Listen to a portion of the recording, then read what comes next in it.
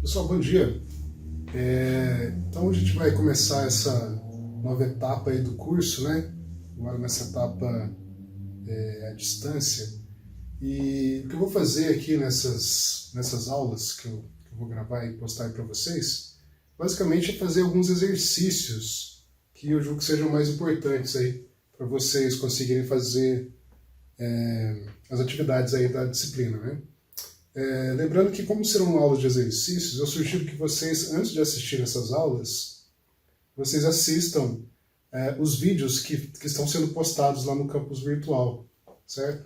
Então a ideia é que vocês assistam lá os vídeos e aí vocês têm a bagagem para poder assistir esses vídeos de exercícios e, consequentemente, fazer também as listas, certo? Então o que eu separei para vocês aqui na aula de hoje são exercícios que eu julgo que sejam importantes aí para vocês começarem a estudar esse conceito aí de campo elétrico, força elétrica, né? Então, basicamente, o que eu vou falar aqui hoje, né, são exercícios sobre força elétrica e de campo elétrico. Exercícios bem básicos, né? Vou fazer uns exercícios básicos no sentido de dar uma, né, para vocês começarem a pegar a inércia aí do curso, né? Então, primeiramente, força, só para relembrá-los, né? Força, ela é dada por uma constante, uma carga, uma outra carga, que estão a uma distância R entre elas, né? Então, aqui significa que eu tenho um pontinho que tem uma carga Q1, um outro pontinho que tem uma carga... Eu vou usar Q0 aqui, já vocês vão entender por que eu quero fazer isso. Então, suponha que esses dois corpos carregados com uma carga Q1 e Q0, que estão a uma distância R, eles experimentam uma força, R é a distância entre eles, né?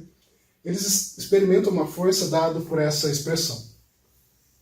Ok?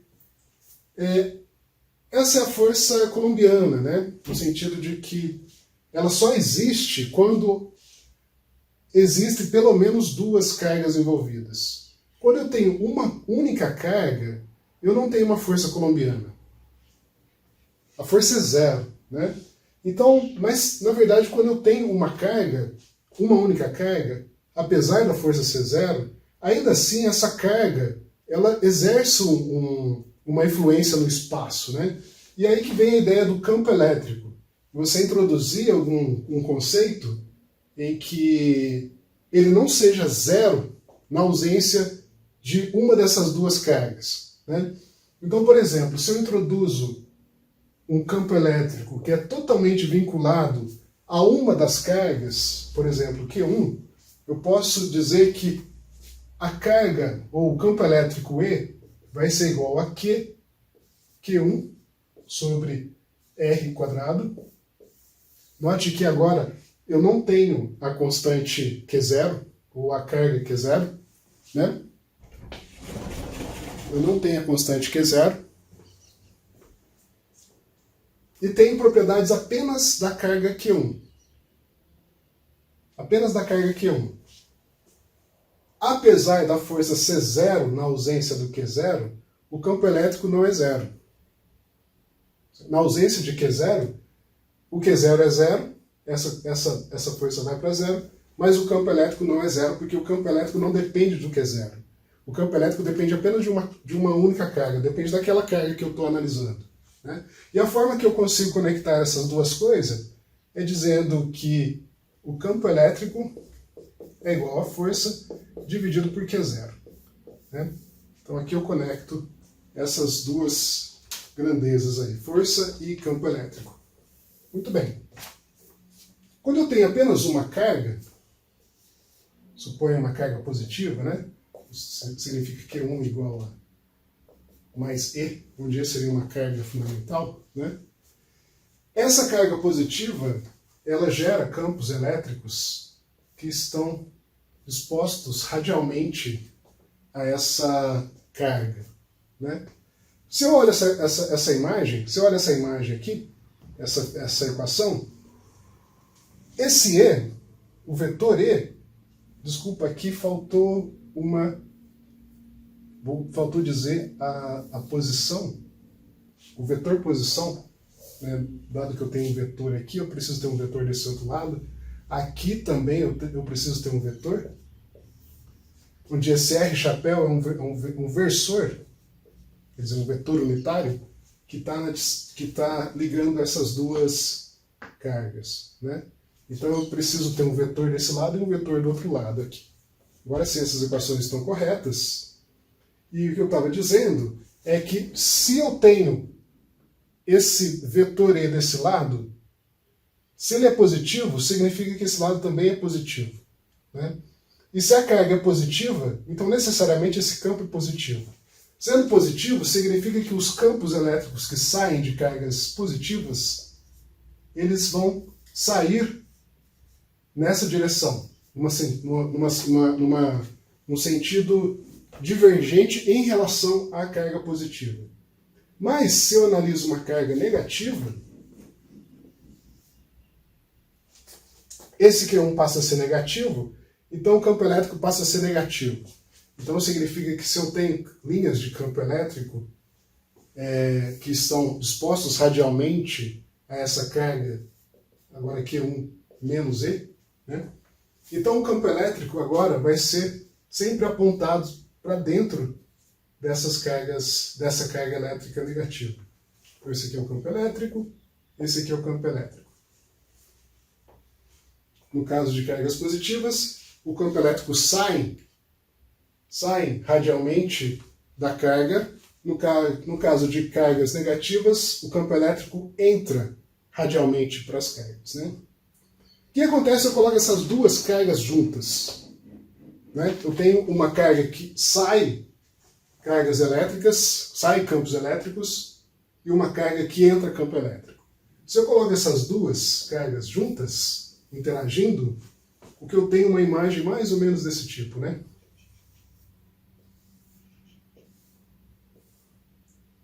Claro que o desenho não está exatamente correto, né? Mas é mais para vocês terem uma ideia. Eu tenho cargas elétricas ou campos elétricos saindo das cargas positivas e entrando nas cargas negativas. Então eu tenho uma situação mais ou menos desse tipo, né? Linhas de campo elétrico que saem das cargas positivas e entram nas cargas negativas.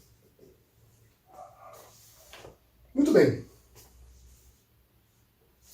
Essa situação é que eu tenho só duas cargas. Campos elétricos provenientes de duas cargas.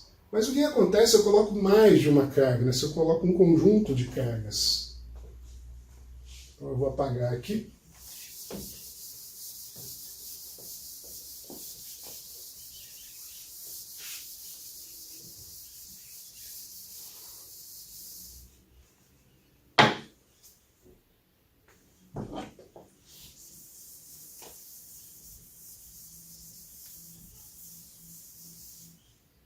Suponha que eu tenho um conjunto de cargas. Por exemplo, uma placa em que eu tenho cargas positivas. E uma outra placa em que eu tenha cargas negativas. Ok? Linhas de campo elétrico saem das cargas positivas e entram nas cargas negativas. Então, um campo elétrico gerado por essa cargazinha especificamente deve ter mais ou menos essa configuração. Essa outra, essa configuração. Saindo da carga positiva e entrando na carga negativa. Então, no final das contas, eu tenho uma situação de campos elétricos praticamente paralelos entre si quando eu tenho placas de cargas, no caso positivas, e outra placa de carga negativa. É claro que eu tenho efeitos de borda aqui, né? Então, nessa região mais próximo dos limites das placas, eu tenho uma situação em que as linhas de campo já são mais ou menos desconfiguradas como essa aqui, né? Não mais paralelas, como acontece no centro dessas placas. Então teria alguma coisa mais ou menos assim. Elas ficam mais e mais distorcidas na medida que eu me afasto do centro dessas minhas placas. Teria alguma coisa desse tipo aqui. Ok? E o exercício que eu quero fazer hoje diz respeito exatamente a uma situação envolvendo essas placas. O que eu quero saber é, se eu pego um elétron, uma carga negativa, e jogo dentro dessas duas placas aqui, o que acontece? Né? Então, uma situação que eu vou tentar desenhar um pouquinho mais detalhado aqui.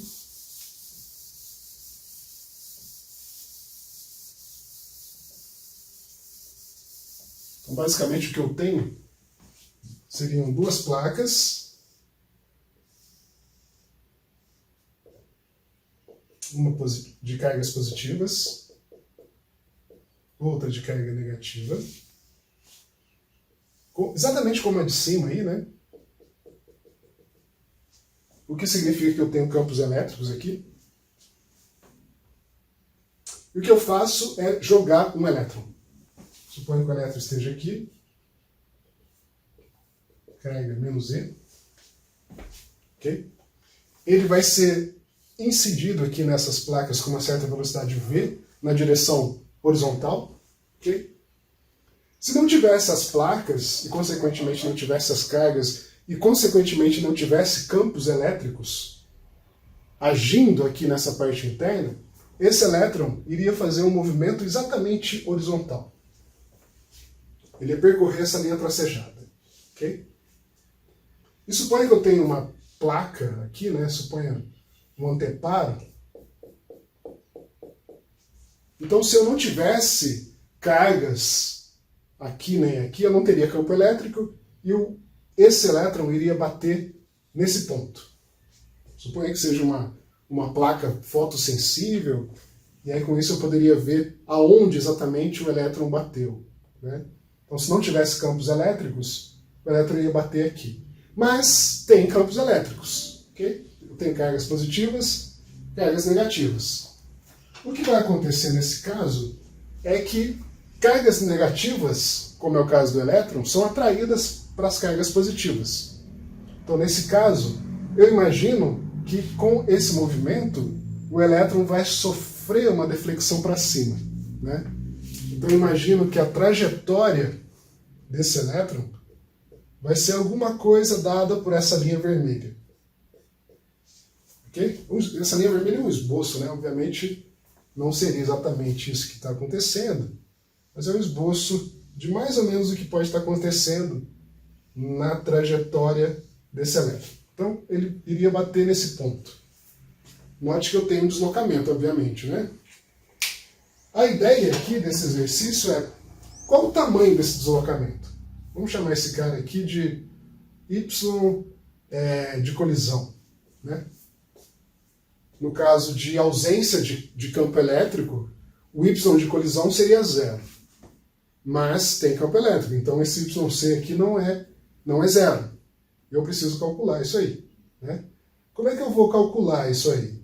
Primeiramente, eu percebo que eu tenho ação de uma força agindo aqui no elétron. Claro que eu tenho força elétrica e também tenho força gravitacional. Né? O elétron pode estar caindo também sob a ação da gravidade. O elétron é muito leve, a massa do elétron é muito pequena. Então, para fins práticos, é uma ótima aproximação eu considerar que esse sistema tem ação apenas do campo elétrico. Eu vou desconsiderar a ação da gravidade. Isso seria uma ótima aproximação. Ok? Então, se tem uma aceleração nesse elétron, essa aceleração é dada somente pela força elétrica. Pelo menos numa boa aproximação. Ok? Então, eu preciso escrever as equações de movimento dessa minha partícula. Eu posso dizer que o Y, em função do T do elétron, seria o Y 0. Qual que é a altura Y que ele estava no instante 0? O instante 0 seria esse ponto. Ou esse ponto, me desculpa. Quando ele entra dentro das placas, mais a velocidade inicial vezes o t, mais o meio da aceleração em y, t quadrado. Essa é a equação de posição, né? Equação de posição, dado que o corpo se encontra sob a ação de uma aceleração. Então, todo corpo sob a ação de uma aceleração pode ser descrito por uma equação desse tipo, né? O que eu preciso identificar aqui primeiro, o y0 é zero. Então, nesse ponto, né, o y, quando t é igual a zero, o y do elétron é zero. Ele está na posição mínima aqui, né? A velocidade do elétron não é zero. Ah, desculpa, é zero. É zero porque eu vou chamar de velocidade em y, né? Aqui eu estou lidando com a posição em y. Então eu preciso saber qual que é a velocidade em y no instante zero. Isso aqui é zero também. Note que o elétron tem uma velocidade, mas a velocidade dele está em x. A velocidade em y está zero. Então a velocidade em y zero, o que permite eu reescrever essa equação de cima de uma forma bem mais simples. Y em função de t é igual a 1 meio de AY t quadrado. Então o que eu preciso saber aqui, a partir dessa equação, é essa aceleração em y. Okay? Como é que eu poderia fazer isso? Bom, o sistema está sob a ação de uma força, e a força é Q vezes o E, onde Q é a carga do elétron, né? E força também é massa vezes aceleração. No caso aqui, a aceleração é a aceleração em y. Então, se eu junto essas duas expressões, eu vou ter que a aceleração em y é igual à carga do elétron, o campo elétrico que está sob ação, seria esse campo elétrico aqui, né? Esse E. A intensidade do campo elétrico dividido por M, a massa do elétron. Então, muito bem, eu chego na expressão aqui que o y em função do t é igual a 1 meio de A, mais A é QE, dividido por M, vezes t quadrado. Então, note que eu tenho uma trajetória do tipo parábola, né? Porque é uma função que depende quadraticamente com o t. Então, essa linha vermelha aqui, na verdade, ela é uma parábola. O elétron prescreve uma parábola. Mas, apesar dessa resposta ser bem interessante, ela ainda não responde a minha pergunta original. A minha pergunta original é aonde que o elétron vai bater aqui nessa placa. Okay? Essa equação aqui me diz qual a posição dele ao longo dessa trajetória, mas por um tempo genérico t. Qual é o tempo para que eu tenha a colisão? Bom, o tempo que eu tenho para a colisão é o tempo gasto para que o elétron percorra toda essa distância aqui, que eu vou chamar de distância L. Né? Então, qual o tempo que ele gasta para percorrer L? Bom, eu sei que V é ΔS sobre ΔT. O V é essa velocidade. O elétron percorre essa distância L com uma velocidade constante igual a V. Então, meu ΔS é simplesmente o L. E o T é o tempo gasto desse ponto até a colisão, que é exatamente o que eu vou chamar de TC, ou tempo de colisão. Então, o meu V, ou melhor, o meu TC, vai ser igual a L dividido por V. O que eu quero saber agora é o Y quando T é igual a TC. Eu vou ter que apagar isso aqui tudo. Deixa eu apagar.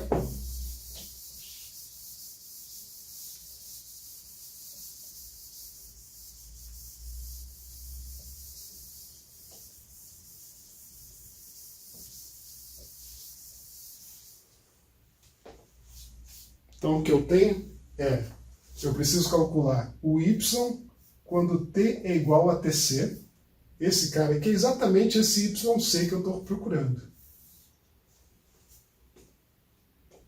Que vai ser igual. 1 meio de QE dividido por N vezes T quadrado. Mas qual T? Esse T, TC. Então eu vou ter L sobre V elevado ao quadrado.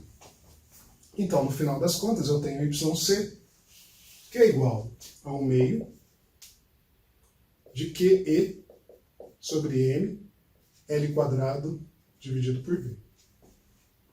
Essa é a expressão que eu obtenho. E eu vou apagar essas coisas para não poluir, né, a imagem. Queria analisar algumas coisas. Eu vou apagar isso aqui.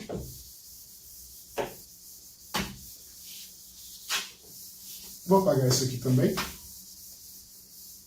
E vou deixar só esse resultado final, que eu queria analisar esse resultado um pouquinho. Por exemplo, essa expressão aqui está me dizendo que o YC vai ser maior na medida que eu aumento a carga do meu objeto que está sendo incidido, no caso do elétron. O que faz sentido, né? Aumento a carga significa que a força atuando dado pelo campo elétrico vai ser maior. E, consequentemente, essa linha vermelha vai ser mais distorcida para cima e, consequentemente, o deslocamento em Y vai ser maior. Então faz sentido. Está me dizendo também que quanto maior o campo elétrico, maior vai ser o YC. Também faz sentido. Quanto maior a intensidade dos campos aqui, maior a força e, consequentemente, maior o deslocamento. Está me dizendo também que o L interfere positivamente nesse YC. O que também faz sentido, né? Se eu aumento essa distância aqui, essa linha vermelha vai mais longe para cima e, consequentemente, o YC vai ser maior. Essas variáveis, então, contribuem positivamente para que a colisão em Y seja maior. Essas outras duas contribuem para que o YC seja menor. Por exemplo, quanto maior a massa, menor vai ser YC. O que faz sentido, né? Quanto maior a massa, maior a inércia, mais difícil é deslocar o objeto, né? Porque ele carrega mais inércia. Consequentemente, o YC vai ser menor. E, finalmente, eu tenho a velocidade. Quanto maior a velocidade, menor é o YC. O que também faz sentido, né? Aumenta a velocidade, essa linha vermelha aqui ela vai ser deslocada um pouquinho para baixo. O YC vai ser menor, né? Muito bem, pessoal. Então, esse é o exercício aí de um elétron sobre a ação de um campo elétrico, né? O que eu quero fazer agora no próximo vídeo é tentar fazer um análogo desse problema, mas no caso mecânico. E eu queria que vocês analisassem o caso mecânico e depois voltassem para analisar esse caso elétrico, ok?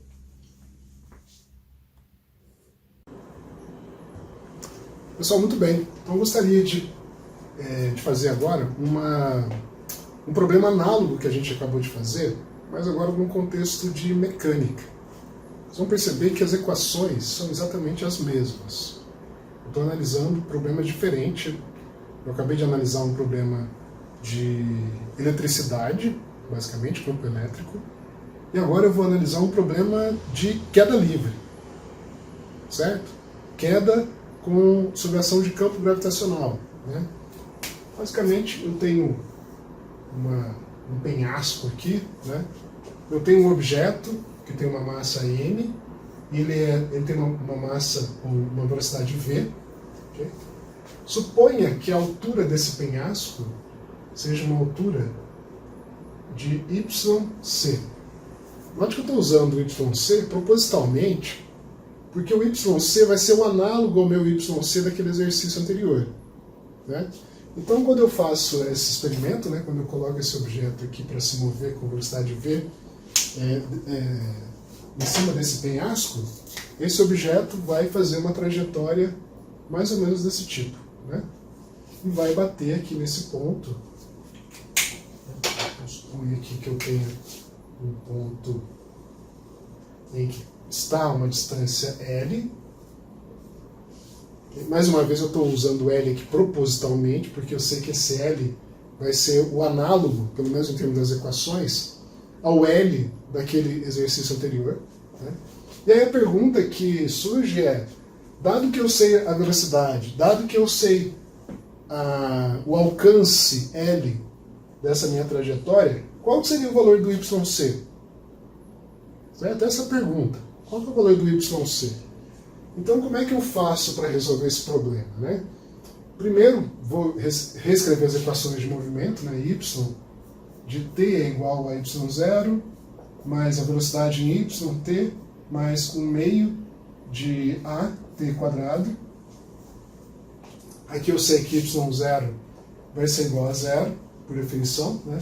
Eu coloco o eixo, o y, como sendo a origem aqui nesse ponto, né? Para ser o y0 igual a zero. A velocidade em y é igual a zero. Hoje estou percebendo que as equações serão as mesmas, né, que a gente fez no exercício anterior. Só que agora o problema é diferente, é outro problema. Mas são problemas análogos, pelo menos matematicamente, né? Então, dessas duas expressões, eu vou ter que o y em função do t vai ser igual a 1 meio da aceleração t quadrado. A aceleração aqui é a própria aceleração da gravidade. A única aceleração que está envolvida aqui nesse sistema é a aceleração da gravidade. Então, o meu y de t vai ser igual a 1 meio do g t quadrado. Essa é a equação do movimento, né? Da mesma forma que no outro problema a gente tinha que determinar esse t, que seria o tempo de colisão, eu tenho aqui o mesmo procedimento, né? Eu tenho a partícula está se movimentando em y em x. Em x, ela está se movimentando com uma velocidade constante igual a v. Em y, ela está aumentando a velocidade em y, mas para calcular o tempo de colisão, basta eu saber a velocidade em y e a distância que vai ser percorrida basta saber a velocidade em x e saber qual que é a distância que vai ser percorrida em x. No caso, v, seria o vx, né? V é igual a vx, que é igual a distância L dividido pelo tempo de colisão, TC. Então, com isso, eu tenho que o meu TC vai ser igual a L dividido por V. Okay? O senhor joga essa expressão aqui dentro para saber qual que é o y de C, que na verdade é o y quando t é igual a TC. Isso aqui vai ser igual a 1 meio de G vezes o t ao quadrado, TC ao quadrado, que no caso seria L quadrado, dividido por V. Então, se vocês se lembram do exercício anterior, né, só para comparar, só para a gente comparar, a resposta do exercício anterior foi a seguinte. Vou escrever aqui em verde, para destacar, né? Então, no caso da resposta do exercício anterior, eu tinha que o YC é o meio de Q sobre M e L quadrado dividido por V quadrado. Comparando essas duas equações aqui, eu já percebo, por analogia, que eu tinha cometido um erro aqui, né? Porque aqui era t ao quadrado, então eu levei o L ao quadrado, mas eu esqueci de levar o V ao quadrado, né? Então aqui eu teria um V quadrado. E olhando essas duas expressões aqui, eu percebo a analogia matemática das duas, né? Elas são idênticas, exceto pelo fato que o que eu estou chamando de G aqui, o análogo ao G seria o Qm sobre E. Então o Qm sobre E é o análogo à aceleração da gravidade no contexto do campo elétrico, né? Mas eu tenho um meio aqui dos dois lados, eu tenho a dependência com L quadrado desse y nos dois lados, e eu tenho também a dependência inversa com V quadrado nesses dois contextos, V quadrado aqui e V quadrado aqui. Então tenho dois problemas diferentes, que é um problema de campo elétrico, mas que é análogo a esse problema de força gravitacional e arremesso de objetos no penhasco, né? Muito bem.